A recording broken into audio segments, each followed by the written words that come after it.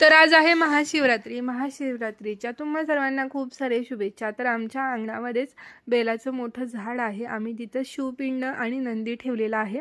आम्ही रोजच नंदीला आणि शिवपिंडीला पाणी घालत असतो. पण म्हटलं आज आहे महाशिवरात्र, हा व्लॉग तुमच्यासोबत शेअर करूया. मी बाहेर मस्त अशी पूजा करून घेतली आणि आतमध्ये आले. आईने रात्री 12 वाजताच पूजा केलेली होती.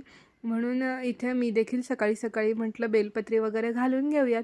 बेलपत्री, फुलं, त्यानंतर आज वाहतात हिरवे मूग, गहू, तांदूळ, तीळ या सर्व आईने वस्तू काढून ठेवलेल्या होत्या. मी देखील त्या घालून घेतल्या आणि सकाळी सकाळी छान फ्रेश असताना पूजा करून घेतली आणि खूप सुंदर झालेली होती पूजा. पांढरं वस्त्र, पांढरी फुलं, त्यामध्ये हिरवी बेलाची पानं, देव वगैरे एकदम छान सुंदर दिसत होते.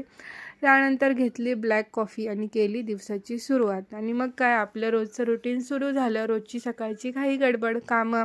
इथे ताई बनवत होत्या मस्त असा वरईचा भात आणि म्हणतात ना एकादशी आणि दुप्पट काशी या पद्धतीचाच आपला दिवस जातो. काम तर काय नसतं, स्वयंपाक नसतो, पण हे बाकीच्या ज्या वस्तू आहेत त्या बनवण्यातच खूप जास्त टाईम निघून जातो. तर आज बनवलेला होता मस्त असं वरईचा भात आणि आमटी बनवलेली होती शेंगदाण्याची. सोबतच होतं खजूर, त्यानंतर चिवडा, लाडू, केळी आणि आता मन पूर्ण होते की एकादशी आणि दुप्पट खाशी. मस्त असं सगळ्यांनी फराळ वगैरे केला आणि आज आम्ही पायीच चाललेलो होतो मंदिरामध्ये बऱ्याच दिवसानंतर, कारण आज आमची गाडी घरी नव्हती. म्हणून म्हटलं चला चालत जाऊन बघूया. छान वाटत होतं, सगळे एकदम छान तयार झालो आणि चालत निघालो मंदिरामध्ये आलो आणि जास्त काही गर्दी नव्हती, त्यामुळे बरं झालं आतमध्ये जायला भेटलं मंदिरात.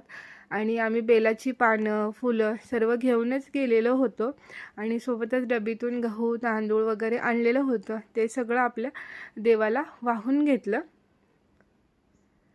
आणि मग आपलं नेहमीचंच नमस्कार वगैरे करून घेतल्यावर थोडेसे फोटोज वगैरे काढले. आणि कोणत्याही मंदिरात जावा एक वेगळी शांतता असते. सगळेजण थोडा वेळ बसलो आणि नंतर घरी आलो. तर चला बाय.